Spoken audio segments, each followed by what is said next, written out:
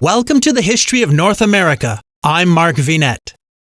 The Popham Colony, also known as the Sagadahoc Colony, was established in 1607 and was located in the present-day town of Pittsburgh, Maine, near the mouth of the Kennebec River. It was founded a few months after its rival, the colony of Jamestown. The Popham Colony was the second settlement in the region that would eventually become known as New England. The first colony was St. Croix Island, near what is now the town of Calais. St. Croix Island was settled initially in June 1604, then moved in 1605 by Samuel de Champlain to the Bay of Fundy. Eric Yanis of the Other States of America podcast continues his telling of this incredible story. In the year 1607, Sir John Popham and Sir Ferdinando Gorges put together another colonial scheme to pick up where the other one had fallen apart the year before. Now, I believe Ferdinando Gorges has had his legacy or his influence kind of overlooked by historians.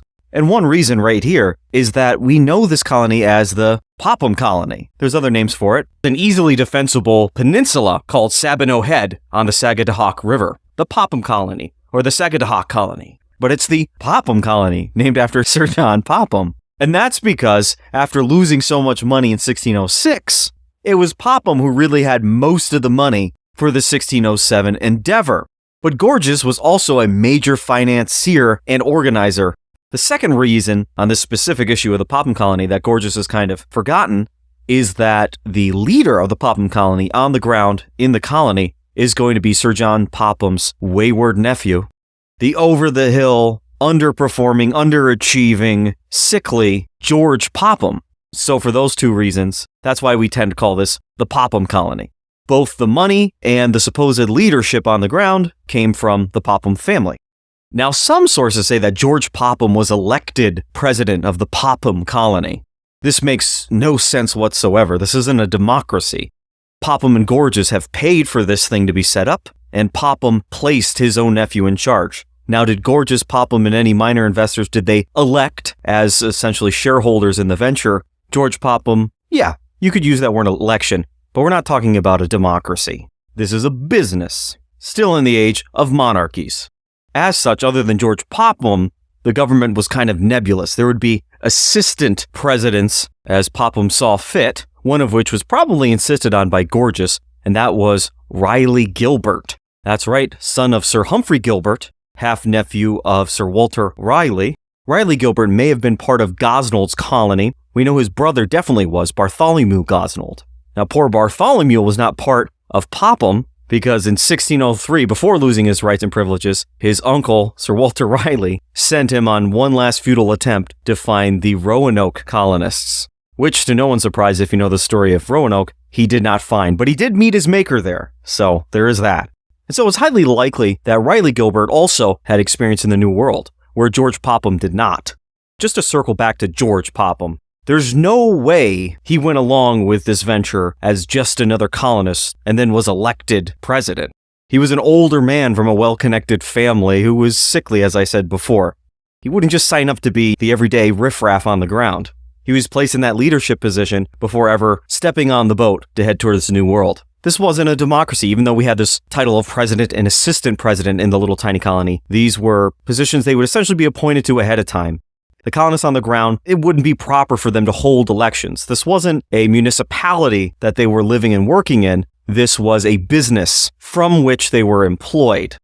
You usually can't elect your own boss. And this kind of setup is pretty much consistent with the early French colonies and the colony of New Netherland. And what was the business of this colony? Well, of course, they were to engage in the fur trade and fishing operations. Timber, when they got the chance. Those were the safe, easy plays. They were also to look for mines of gold, silver, and copper. There was always the outside chance they would find a Northwest Passage. The captive natives always telling the Europeans what they wanted to hear. The area we call Maine, that they would have called Northern Virginia, already had practical products they could make money off of, proven reserves of fish, large forests, things like that. But then there were also all of these fantastical things that of course weren't there. But when asked, the natives would say, yes, There are gold mines. Yeah. Oh, I know exactly where they are. They're to the west of my homeland. If you bring me home, I'll show you exactly where they are. All of this really made the Plymouth Company far more attractive of a place to invest your money than, I believe, the Virginia Company of London. Maine had some proven but not exciting products and a lot of promises. Virginia and the South in general had already some dark stories and some certainly dark mysteries. And so while Ferdinando Gorges mostly feared the French as far as his company was concerned, because Champlain and others had already set up colonies in the area that we would now call New Brunswick, Nova Scotia, Maine, in and around there, St. Croix and Port Royal, he also was very much afraid of the competitive threat of the London Company. Because again, they did overlap their claims by 3 degrees. And if something were to happen to the one company, the surviving company would be the heir apparent, essentially, to those claims. But even the mere failure of a venture, like this Popham Colony, would cause investors to flee from one company to another. And so even the 1606 schemes fell apart. In 1607, Popham and Gorges have regathered everything, reorganized everything, and are ready to start a colony. The real money and energy and enthusiasm was with Popham Colony, not with the Jamestown Colony.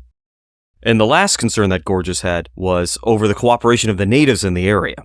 Considering several of the natives have been kidnapped over the years by his employees, by the time Riley and Popham are in their boats, ready to go over to the New World, all of those natives have either been returned or are returning with these two gentlemen, and hopefully the good treatment will make up for the kidnapping. There's really no other way to put it. John's nephew George and Riley Gilbert would take 2 ships, either May 31st of 1607 or early June of 1607. The 2 ships were the Gift of God and the Mary and John. Riley Gilbert was generally in command while they were at sea, due to his experience. But as soon as they hit land and the colony officially founded, it was understood that George Popham would assume his position as president and thus be in charge of everyone. And so begins the rivalry between these two men. Before they even have a colony to fight over, all the sources refer to George Popham. We've talked about his health and his age and whatnot. But due to all of those things, he was not a capable leader. And this might be an unfair assessment. His rival and assistant, Riley Gilbert, had a similarly prestigious background, and he may have had a bit of a chip on his shoulder.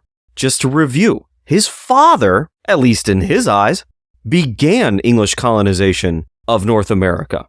In Newfoundland, decades before this time, his uncle, Sir Walter Riley, and he would start the second English colony in North America. Newfoundland being an island, probably actually the first English colony on the mainland, which would of course be Roanoke. And with Roanoke came the invention of Virginia, as this large expansive territory named after the Virgin Queen Elizabeth I. His uncle losing these privileges, now he finds himself as part of this new company, this Plymouth Company. Obviously, having not invested as much capital into the venture as the Pophams had, he had a subservient role. But beyond the money, he must have been like, my family's been doing this for decades. This is kind of part of what we do. Also, as I've already mentioned, it's likely Riley Gilbert had already been to North America, whereas George Popham had not. And then lastly, discussing that chip on his shoulder, Riley Gilbert was far younger than George Popham, a better leader, more energetic. He had plans. The guy had moxie. And so with that, we have a president who can't preside and an assistant who can't assist or is unwilling to assist. The first crack has formed. Below the leadership, there were 100 men. That's right, they were all men. It's said that all of Plymouth came out to see these ships off. It was a big deal. A lot of people in that area had a lot of money wrapped up into it, and a lot of family members, frankly. It's likely that Sir John Popham himself was even there. And it may have been the last trip the man ever took, because 11 days after the colonists leave Plymouth for the New World, John Popham dies, June 10th, 1607. The main financial backer of the colony is no more. However, this was a man of letters, a man of law and justice. This wasn't a colonizer. This wasn't an organizer. He was no sailor or explorer, his money having already been doled out, at least for this season. So who stepped in to fill his void? Well, Sir Ferdinando Gorges, of course. I'm Mark Vinette, and I hope you're enjoying the ride.